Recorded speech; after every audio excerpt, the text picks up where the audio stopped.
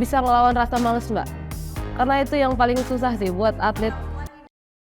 Halo Tribuners, jumpa lagi bersama dengan saya Kusala Syaiflah. Kita masih dalam wawancara dan juga bincang kampus nih Tribuners ya. Nah, untuk bincang kampus kali ini tentunya saya tidak sendirian. Kali ini kita menghadirkan seorang narasumber yang mudah-mudahan ini bisa menjadi referensi dan juga bisa menjadi contoh nih untuk Tribuners ya.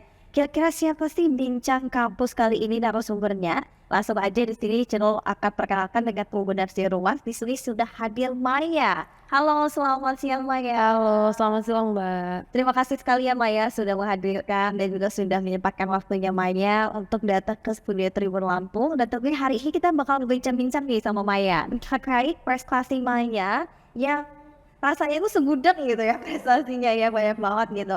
Nah, Tribuners, Maya ini merupakan seorang atlet taekwondo Iya. yang Maya ini juga masih kuliah ya gitu kan. Nah, penasaran nggak sih kira-kira seperti apa cara Maya ini membagi waktu antara kuliah dengan menjadi seorang atlet dan juga bagaimana sih cara Maya ini untuk menggapai segudang prestasi di tengah kesibukan kampus. Langsung aja kita pengen tahu nih kan dari Maya. Boleh nggak sih ceritain sedikit nih Maya itu sejak kapan sih sudah mulai menyukai taekwondo ini? Untuk menyukai bela diri Mbak, itu awalnya dari SMP. Awal masuk SMP itu kan ada kayak pertunjukan-pertunjukan ekstrakurikuler gitu Mbak. Nah iya demo ekstrakurikuler. Di situ awalnya bukan taekwondo Mbak. Ada salah satu bela diri lain yang pada saat itu lagi ditampilkan dan saya tertarik karena yang nampilin tuh salah satunya ada perempuan Mbak. Menurut saya kayak keren banget gitu, perempuan jago bela diri Mbak. Dari situ saya tertarik sama bela diri. Berarti Dari SMP Mbak. mulai ketertarik. Iya. Nah, pada awalnya tadi kan bilang kalau di taekwondo ya. Belum. Pernah ikut dulu namanya Kempo Mbak. SMP ya, sempet ikut Kempo. Cuma bisa jelasin nggak Kempo itu apa sih? Kempo itu sama aja sama taekwondo, cuma lebih ke ada bantingan sama kayak kuncian-kuncian Mbak itu. Tapi kalau taekwondo tidak ada. Kalau taekwondo nggak ada, taekwondo khusus ke gerakan kaki dan tangan kosong aja. Oke, apa sih yang mau pada akhirnya membuat Maya itu menjatuhkan pilihannya gitu ya ke taekwondo ini? Karena banyak kan bela diri ya olahraga bela diri di Indonesia ini. Kenapa kok memilih taekwondo?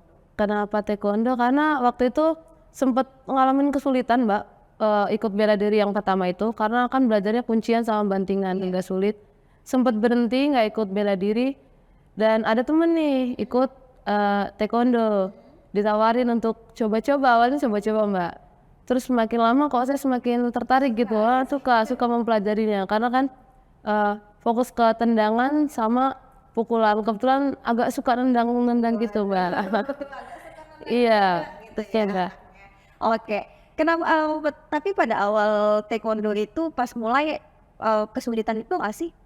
Eh, Beberapa ini nggak sih? ada Mbak, karena taekwondo kan olahraga bela diri dari Korea Mbak, yang mana untuk bahasa-bahasanya nama-nama gerakannya itu pakai bahasa Korea. Kesulitannya untuk ngapalin ini nih nama gerakan ini apa gitu Mbak, suka ketukar-tukar karena pakai bahasa Korea. Sama gerakannya juga ya lumayan sulit untuk dipelajari. Lumayan sulit. Kamu waktu itu masih ingat nggak sih gerakan yang paling sulit deh? Gerakan yang paling sulit itu untuk gerakannya mudah diingat, tapi namanya Mbak. Ada gerakan ke arah leher gini Mbak, nah itu sulit namanya. Suka ketukar-tukar. Suka ketukar-tukar ya? Betul Mbak. Itu.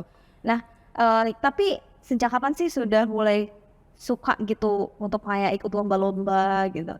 Kalau untuk lomba-lomba, saya kan awal ikut taekwondo SMA Mbak. SMA belum ikut lomba-lomba keluar. Jujur saya ikut lomba itu waktu maba Mbak. Sudah di Lampung. Masih waktu kuliah ya? Iya betul. Apa perlombaan apa ya? Itu 2019 Saburai Cup sama Begawi Cup. Saburai Iya betul. kan? Begawi Cup. Pegawai Cup. Nah, Tribuners, perlu Tribuners tahu juga ya, Maya ini banyak banget loh prestasinya. Mungkin aku pengen review juga ya, dan juga menjelaskan nyebutin nih prestasi-prestasi Maya ini banyak banget.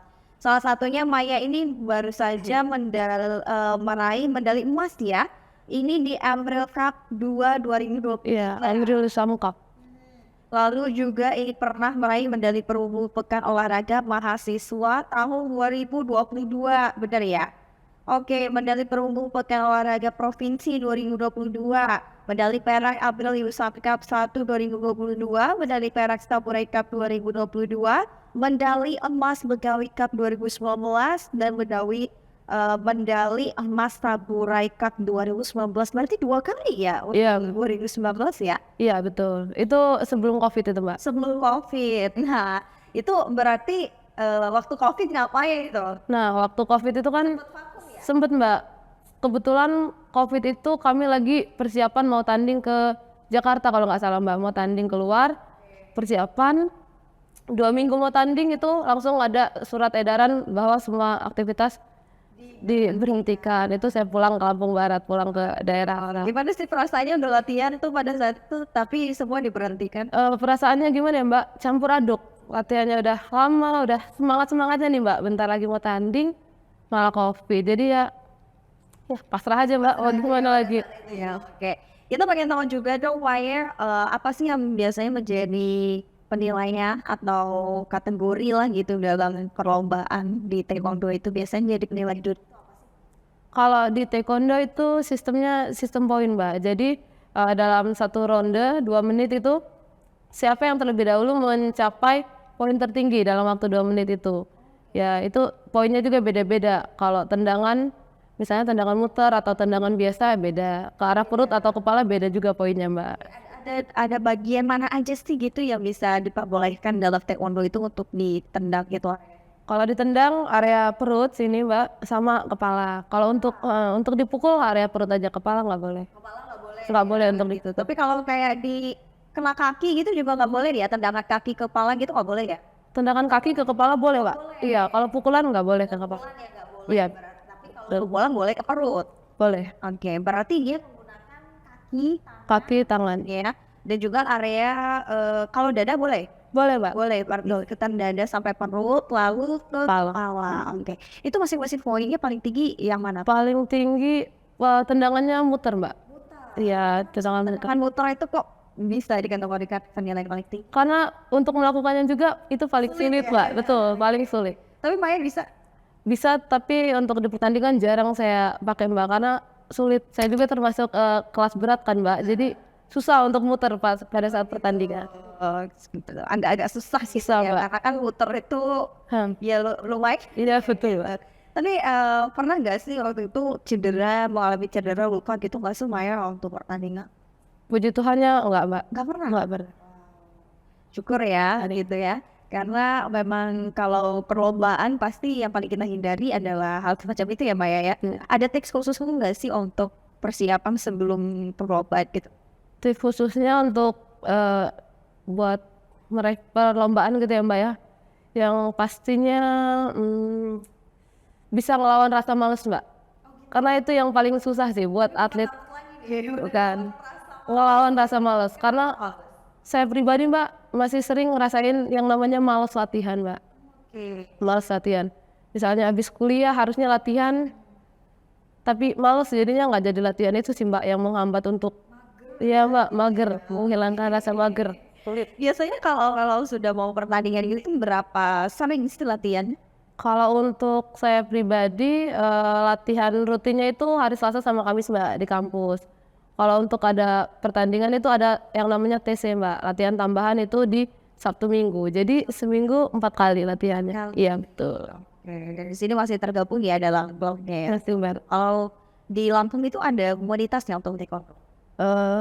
Atau gitu? Sendiri-sendiri Mbak, ada dojangnya masing-masing. Masing-masing ya gitu. Oke Maya, kita pengen tahu dong perbedaan taekwondo dengan karate itu berbeda atau sama sih? Orang kadang masih sulit ya. Iya betul.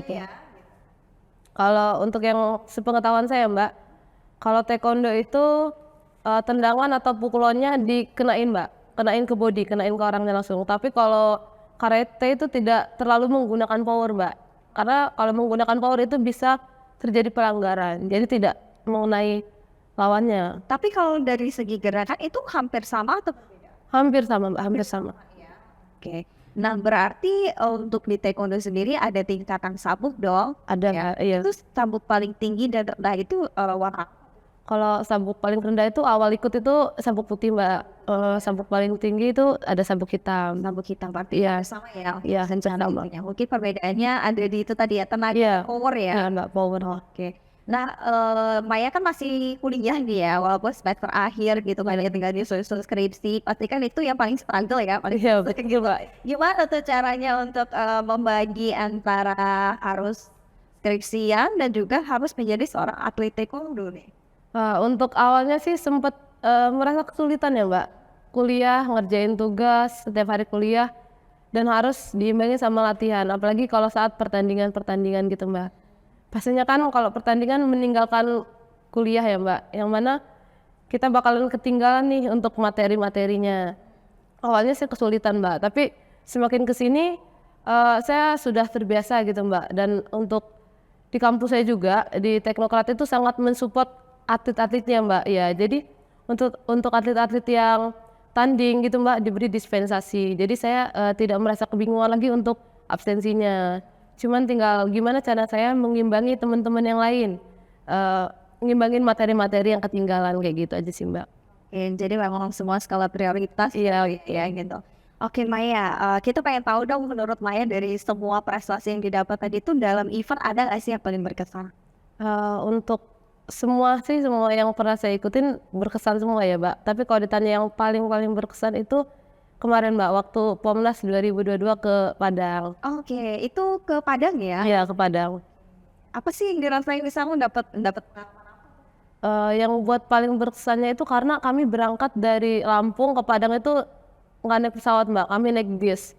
Ya awalnya tuh apa ya Mbak, saya nggak biasa perjalanan jauh gitu ya Mbak. Itu perjalanan jauh naik bis, kaki saya bengkak Mbak. Padahal di sana saya mau tanding gitu kan Mbak, sempet khawatir juga. Dan yang paling berkesan lagi itu saya sempat ngalamin kekurangan berat badan Mbak. Karena kalau kekurangan berat badan ya mungkin karena kepikiran kenapa kakinya bengkak nggak hilang-hilang gitu kan Mbak. Terus kekurangan berat badan, karena kalau kekurangan berat badannya nggak masuk itu nggak bisa tanding Mbak. Iya, jadi Ada standar berat badan. iya Mbak, ada standar berat badannya. Apa standar juga selain berat? Kalau saya di under 73 Mbak, beratnya 69 sampai 73 kilo. Tapi kalau untuk atlet yang lain ada? Ada beda-beda. Oh, tergantung dengan tubuh atlet berarti. Betul Mbak, Itu di taekwondo saja atau semua? semua sih Mbak, Semua ya. Oke. Tapi apa sih perasaan Maya setelah menjadi seorang atlet? Ada nggak sih perbedaannya dengan Maya yang dulu gitu? Perasaannya udah nggak bisa diungkapkan lagi Mbak, udah seneng banget. Yang pastinya bisa banggain orang tua lewat jalur prestasi taekwondo ini.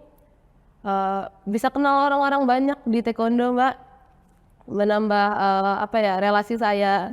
Makanya saya mau ucapin makasih buat orang tua tentunya dan keluarga yang selalu mensupport saya, untuk Universitas Teknokrat yang selalu mensupport atlet-atletnya, dan juga yang pasti terima kasih buat pelatih saya Mbak, namanya Sabemnim Apriyadi, yang nggak pernah berhenti, nggak pernah capek untuk buat saya semangat latihan dan jadi yang lebih baik lagi Mbak. Luar biasa. Terakhir nih untuk Maya, pesan dan juga tipsnya untuk junior Maya nih, dan juga untuk Maya ke depannya di taekwondo ini seperti apa? Oke, untuk pesan untuk junior-junior di Taekwondo Lampung ya Mbak ya, yang pastinya tetap semangat, tetap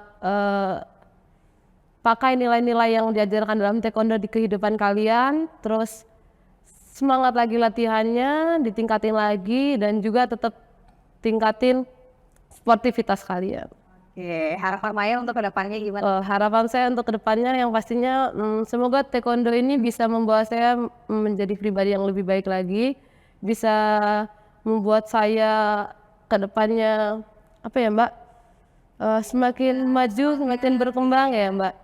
Oke, luar biasa. Itulah tadi Tribuners ya, bincang kita hari ini di Bincang Apes bersama dengan Maya, seorang atlet taekwondo. Luar biasa sekali, kita sudah mendengarkan di perjalanan Maya dari awal sampai dengan dia menjadi seorang atlet sampai dengan sekarang ini.